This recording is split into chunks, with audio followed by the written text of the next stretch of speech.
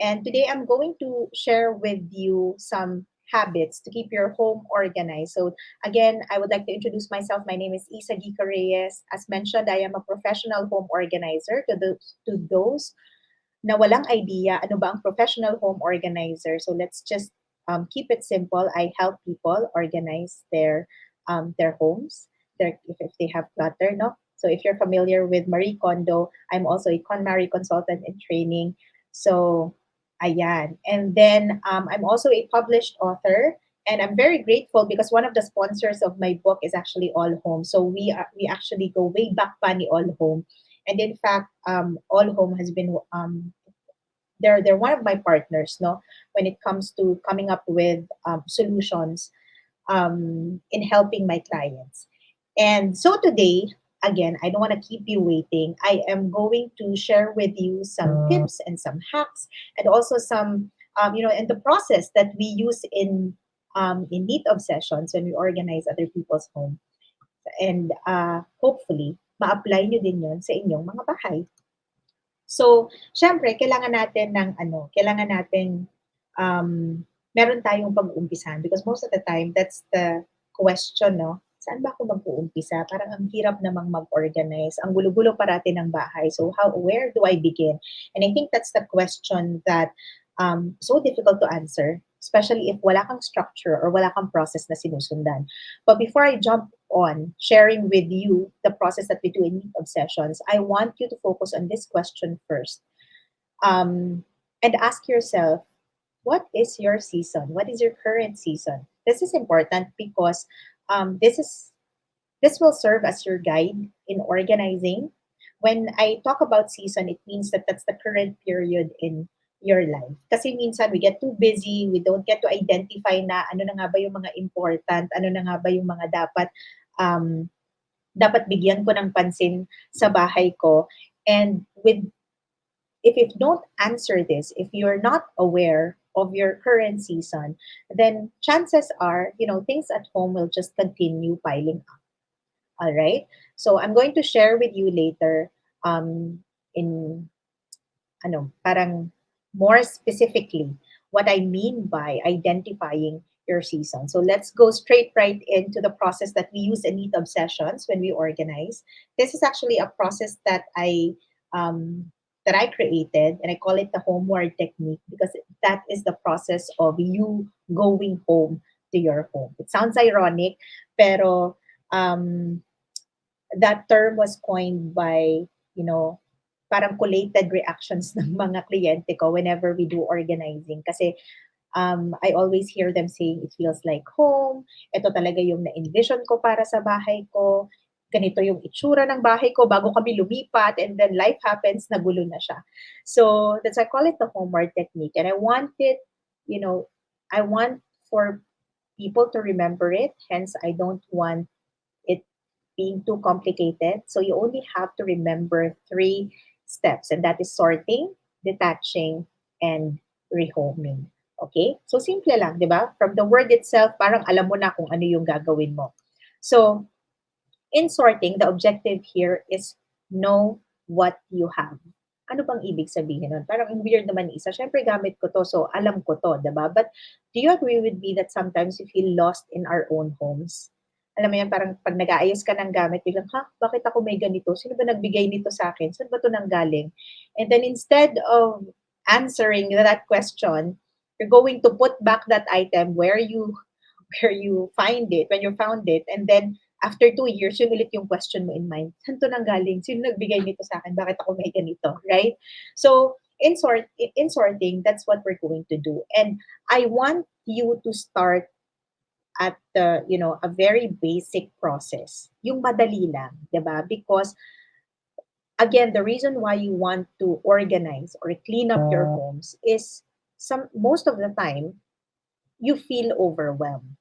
And an overwhelming feeling plus an overwhelming task is a disaster, 'di ba? Parang nangyari na ba 'yun sa inyo na mag-organize ako today.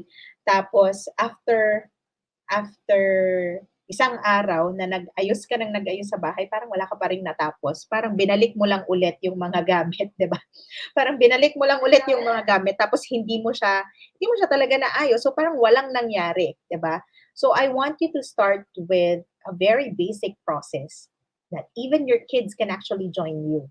And the good news here is you are not bound to throw anything away. 'Di ba? Kasi normally, yan yung parating iniisip natin eh. Parang, mag-aayos ako ng gamit, ano ba yung dapat kong itapon? So, no, no, you don't have to think about that first, no? So, walang emotions that are needed here. All you need here are just your eyes and your hands. Yun lang. And, the energy to do it. And you have to treat things at face value. So when you sort, ibig sabihin, ang plato, plato lang yan. Hindi siya plato na nakuha mo nung kinasal kayo, or plato na kinuha mo or plato ng lola mo, or plato ng nanay mo, di ba? So wala munang ganon. No attachments, no definition first of the things na hinahawakan mo. Just treat it at face value, no? And if mga kaedad ko kayo, you know the song in Batibot Pagsamasamahin, ang pare-pareho. So, just keep on playing that song in your head, and that's what you do in sorting, no? So, pagsasama-samahin nyo lang yung putting like items together and build a general category of your things. For example, if you are fixing your kitchen, so your dinnerwares are together, cutleries together, pangluto together, food together, 'di ba? Ganyan na lang muna. Kasi minsan, 'di ba, when you open your kitchen cabinets, um merong version ng toyo doon sa lutuan, merong pang toyo ulit sa pantry, and then minsan may toyo pa under the sink. So hindi siya sama-sama. So pag sama-samahin mo muna yung magkakapareho. That's it. Very basic. And after sorting, um what's going to happen is you have a visual inventory of the things that you own. No, that is so important. Yung alam mo na, okay, nagets ko na, ito pala yung mga meron ako. And then, that's when we move on to the next. But before moving on to the next, this is what I'm telling you about, knowing your season. And based on the process of sorting, I also sorted out my roles based on my season. Now, I have two categories for the roles that I play, and I call it my everyday roles and my on-call roles. Now, my everyday roles, I'm a follower of Christ, I'm a wife, a mother, a homemaker, and an entrepreneur. So, ibig sabihin yan yung mga non-negotiable roles ko. Every day, I perform being a wife, a mother, and a homemaker. So, wala yan. Hindi ko, kumbaga parang pagmulat, puro batibot yung song ko. No? Pagmulat ng mata, yan yung mga roles na ginagawa ko. No? And then, my on-call roles, don't get me wrong, I will always be the daughter of my parents. I am a sister, a friend, and a relative, but it's not every day that I get to talk to them. I don't get to participate in all of my chat groups on a daily basis. I call myself, I mean, as a social media personality, an on-call role as well, because that is not really my job. Kumbaga, portfolio ko lang yung pagiging social media personality and a Filipino citizen. I don't get to exercise being a Filipino on a daily basis. However, kapag ganitong may mga ViCon event, I think I contribute something to the economy kasi sale, diba? So meron kang contribution as a citizen. What I'm saying is that once that you've identified your season and you know that you have non-negotiable roles every day, then what's evident in your home should be based on your season, based on the roles that you play. So dapat yun yung mga items na nakikita mo. Dapat pagpasok sa bahay mo, alam ko si Isa yung nakatira dito kasi yan siya ngayon, no? All right. So now we move on to the next part. Now the next part, this is where we get a little bit more emotional. This is where the defining happens, no? So dito nyo na gawin yung mga nagsusukat ng damit, 'di ba? Kung kasya pa o hindi. In sorting, wag nyo munang gawin 'yon because sometimes when we organize, 'di ba? Parang napuputol yung organizing natin kasi isusukat natin yung pantalon, kasya pa kaya sa akin to? Tapos hanggang sa instead of nag-organize ka maghapon, nagsukat ka lang maghapon. So huwag nyo munang gawin yon sa sorting. You do it now in this process, which I call detaching. And this is the part where you understand now what you need. And this is very important because in this process, you get to practice ownership that sometimes we forget, 'di ba? It's always just the urge of I need that, I want that, I have to buy that, else hindi ako makakatulog today, 'di ba? Yung mga ganon. Tapos pagdating sa pag-uwi sa bahay, after 2 weeks, nasa na ba yung binili ko? Binili ko yun, binili ko yun 2 weeks ago, bakit nawawala? Bakit, or bakit nasira? Or hindi pala to gumagana? It's because we don't get to translate, that feeling when it gets to our home. And you have to you have to make sure that you understand, caring for things. And isn't that when you love something or when you love someone, you take care of it, right?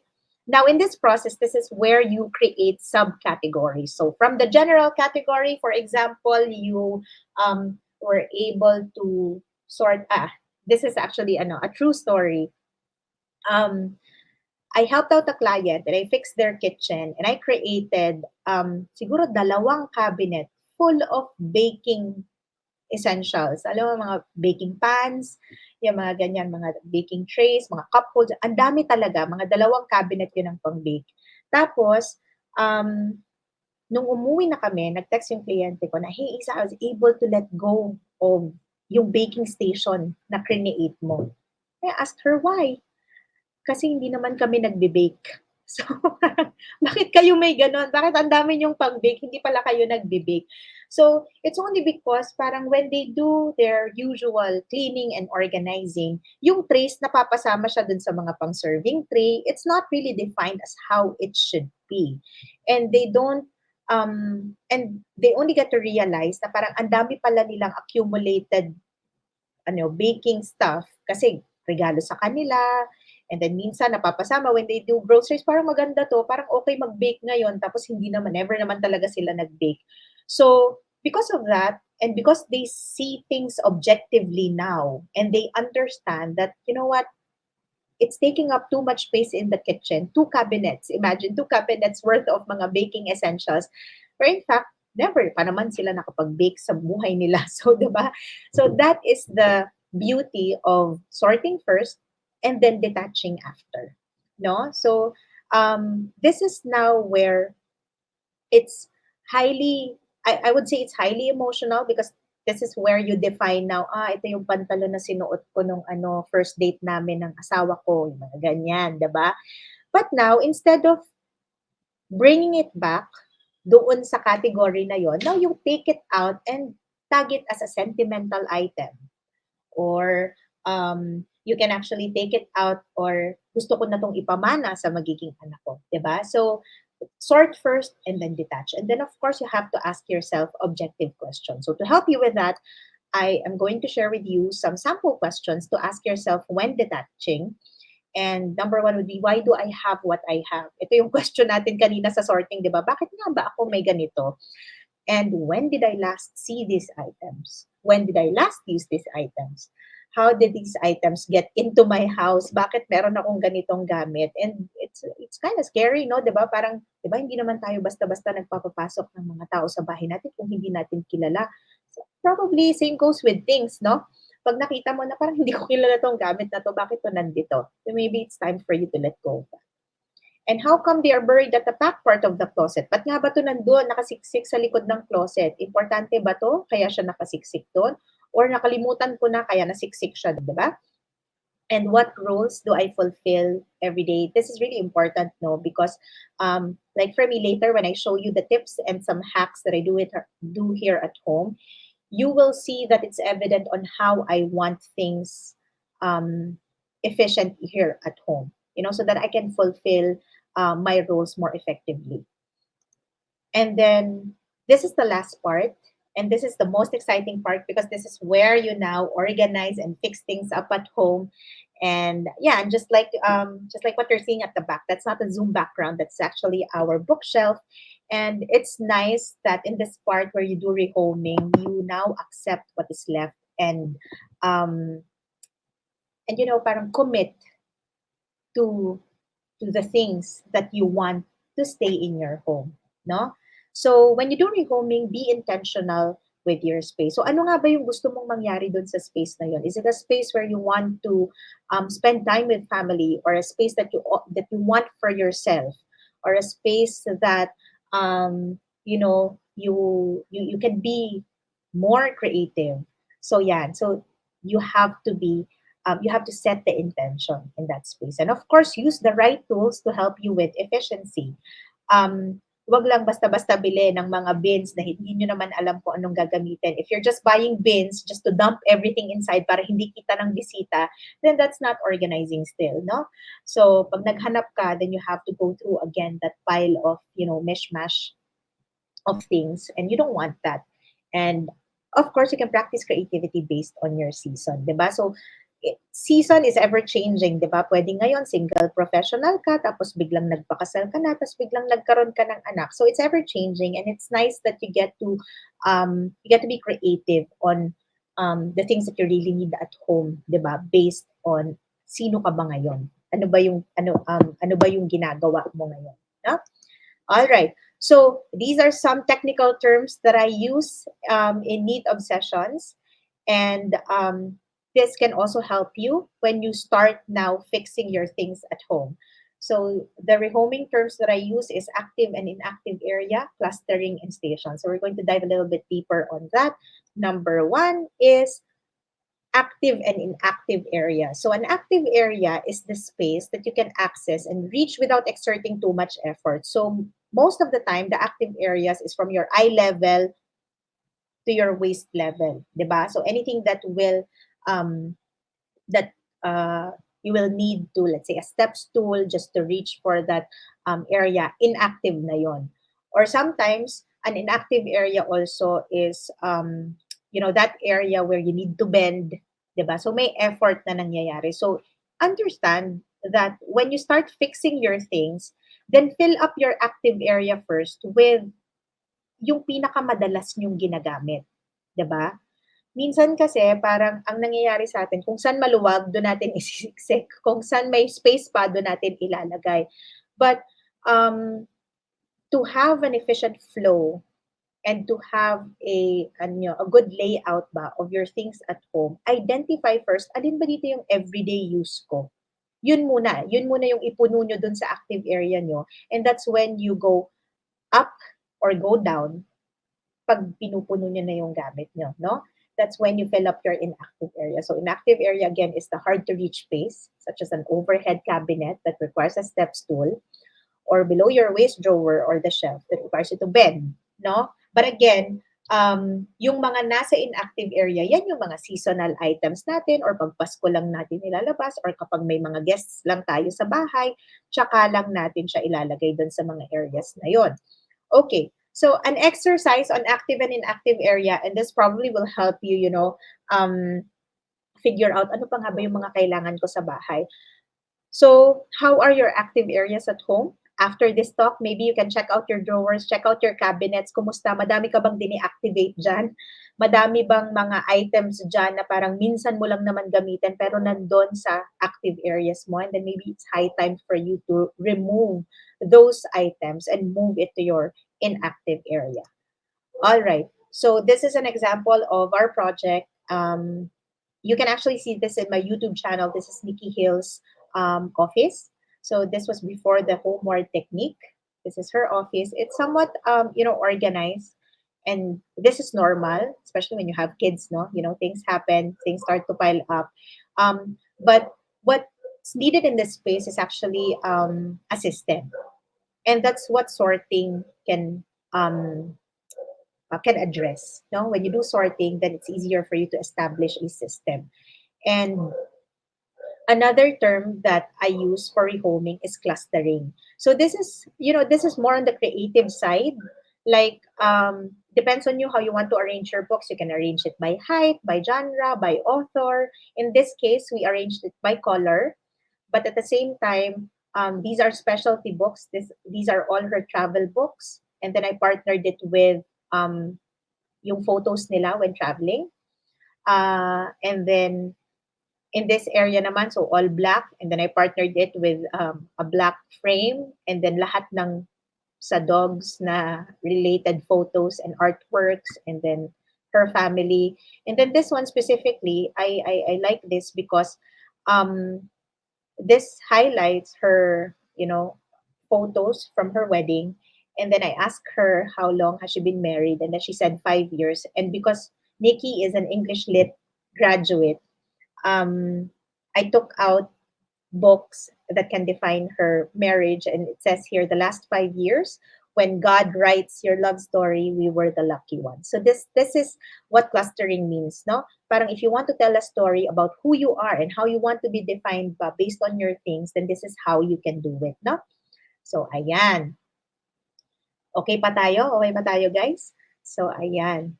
So, hello to 105 of you guys. Thank you for tuning in. And this is another term. I call it station. So, based on your hobby or based on yung mga interest mo, you can actually create stations in your home. So, this help defines your season. So, Nikki being a um, who loves to draw and paint and do watercolor painting ganyan. So I created this cart for her. This is her art caddy. We call it this her R2D2. So she can bring it anywhere in her house, and um all of her art materials is there. So yeah.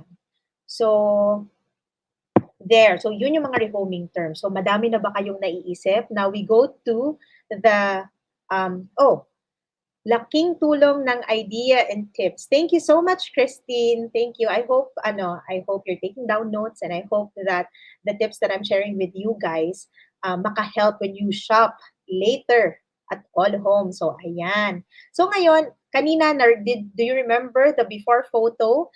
And this is now the after. So we were able to establish a system.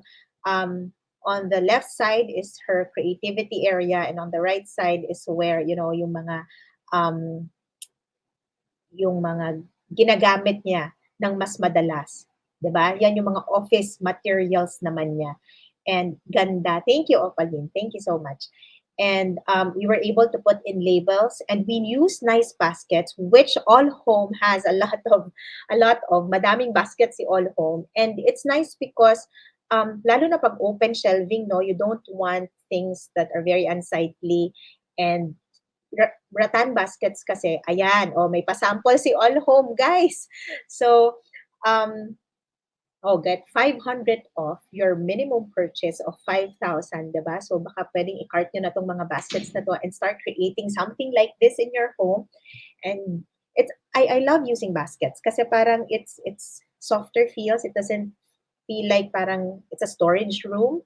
Parang mas nakaka-homey ba kapag gumagamit ka ng mga baskets at home. So, ayan.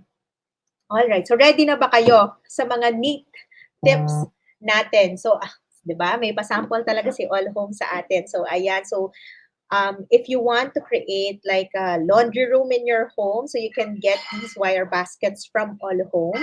Diba? Nice siya aesthetically. So, to veer away from the mga plastic na hampers, yeah, we can use wire baskets. And it's nice that it has yung mga um, linen liners that you can wash, right? So, ayan, ang ganda. SRP 734.75. So, ayan, i-cart nyo na yan. Okay. And then, get 1,000 off your favorite brand with a minimum purchase of 10,000. Diba? Ang laki ng discount, guys.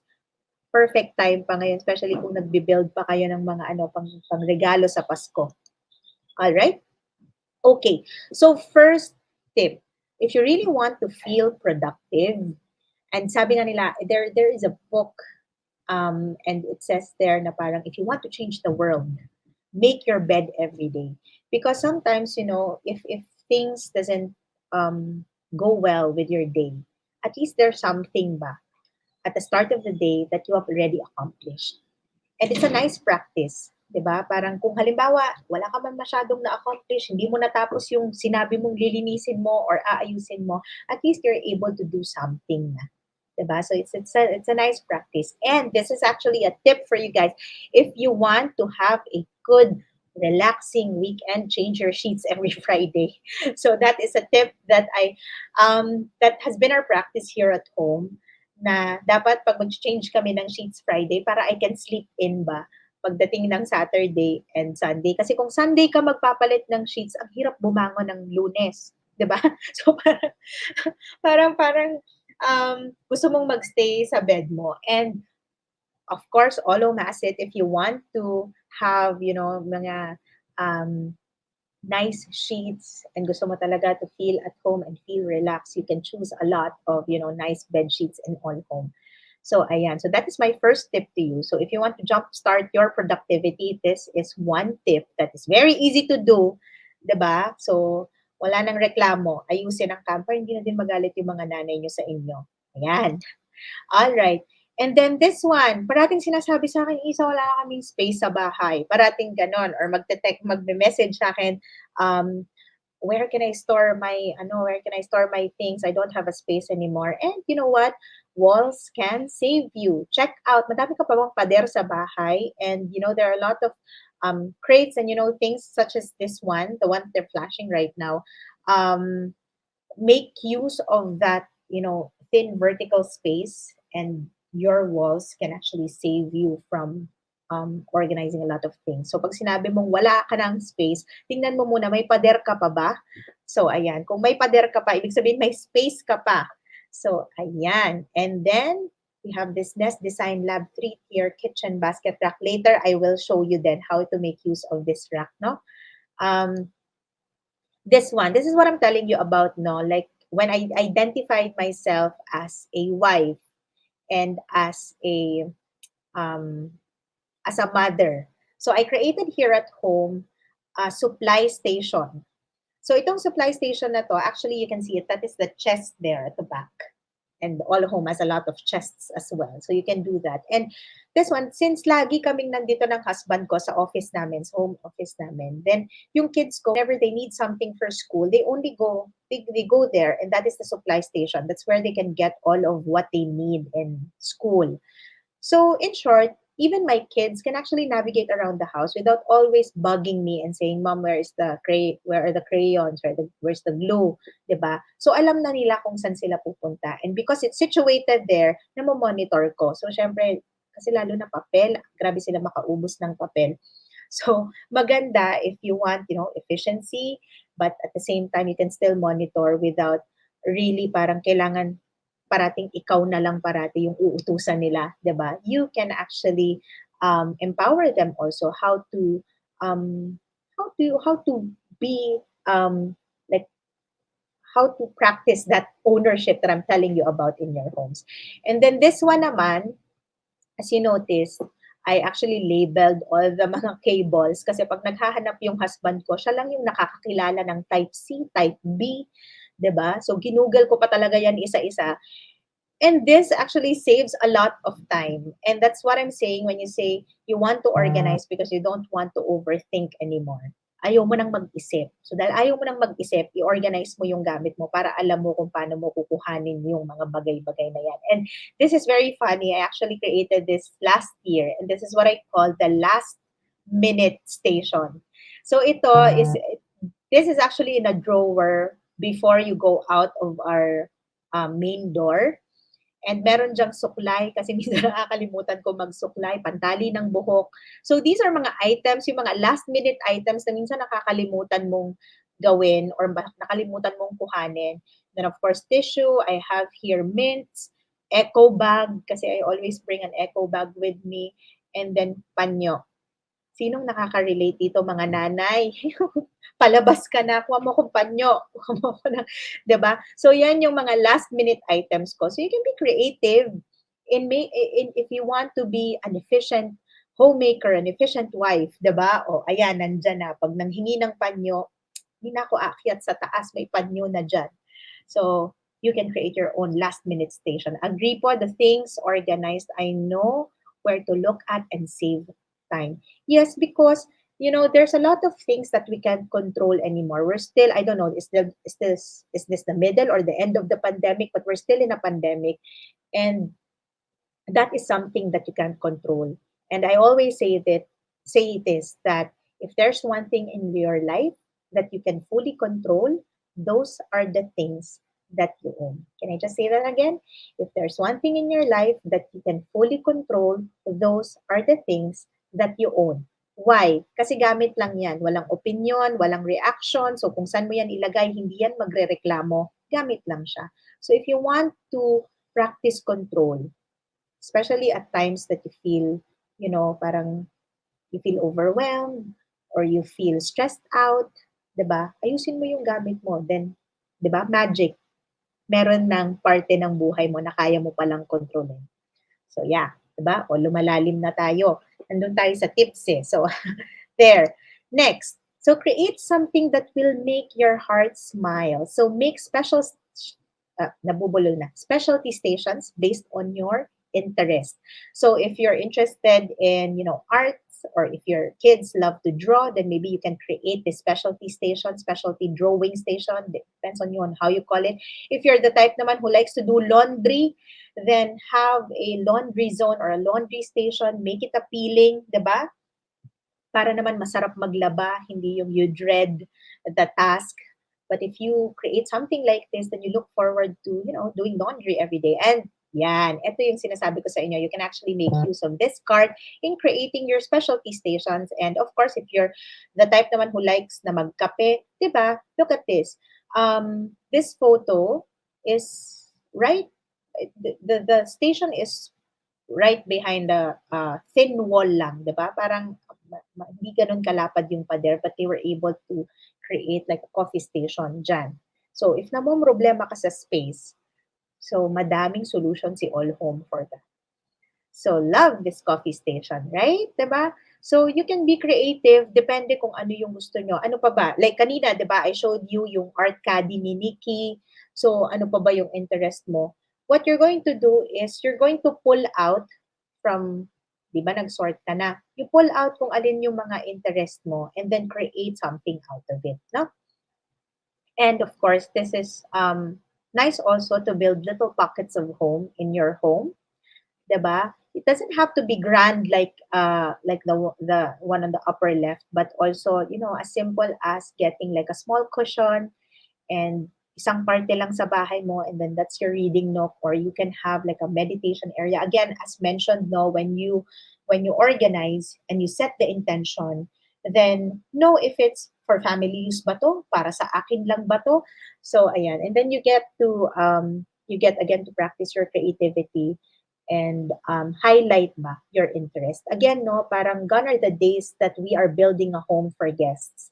Gone are the days na kaya tayo may mga gandang plato is dahil para pag meron tayong bisita, 'di ba? So you have to treat yourself very special as well, because at the end of the day, what's important in your home is you, right? Okay. And with that, your heart is your home, and all roads lead to home.